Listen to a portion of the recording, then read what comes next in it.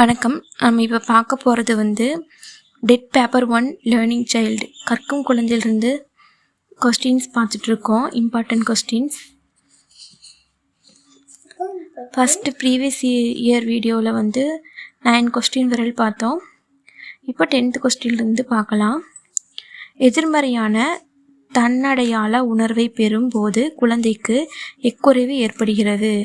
Answer மனநலக்குறைவு. எதிர்மறையான தன்னடையாள உணர்வை பெறும்போது குழந்தைக்கு எக்குறைவு ஏற்படுகிறது. ஆன்சர் மனநலக்குறைவு. 11. கீழ்கண்டவர்களுள் குழந்தை கல்வியுடன் தொடர்பில்லாதவர் யார்? ஆன்சர் ஸ்ரீ அரவிந்தர். 12.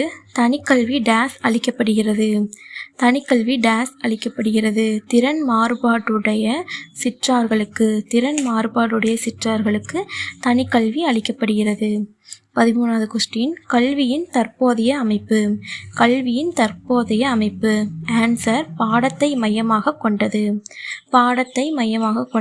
கல்வியின் தற்போதைய அமைப்பு. 14வது கொஸ்டின். குழந்தைகள் எதன் மூலம் கற்கிறார்கள்? பெற்றோர் மூலம் குழந்தைகள் ஃபஸ்ட்டு பெற்றோர்கள் மூலம் தான் ஃபஸ்ட்டு கற்கிறாங்க அப்படின்னு சொல்கிறாங்க. அடுத்தது 15வது கொஸ்டின். சிடுசிடுக்கும் தன்மை என்பது உணர்வால் வலிமையாகவும் உடலால் வலிமையற்றும் இருத்தல். 16வது கொஸ்டின். எமிலி இவருடைய கற்பனை குழந்தையாகும். யாருடைய கற்பனை குழந்தை அப்படின்னா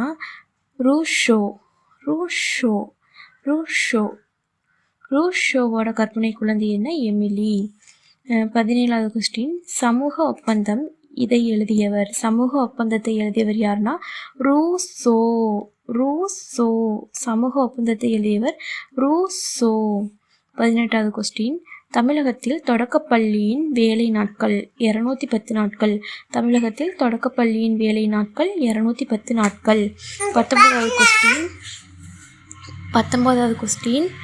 ஒரு குழந்தையின் முதல் ஆசிரியர் பெற்றோர். 20வது கொஸ்டின்.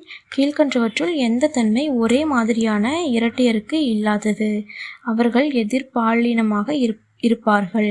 கீழ்கண்டவற்றில் எந்த தன்மை ஒரே மாதிரியான இரட்டையருக்கு இல்லாதது? அவர்கள் எதிர்பாலினமாக இருப்பார்கள்.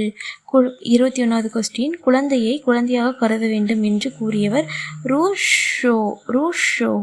குழந்தையை குழந்தையாக கருத வேண்டும் என்று கூறியவர் ஆன்சர் ரூசோ. தேங்க்யூ. அடுத்தடுத்து கொஸ்டின்ஸ் வரும், வாட்ச் பண்ணுங்கள். தேங்க்யூ.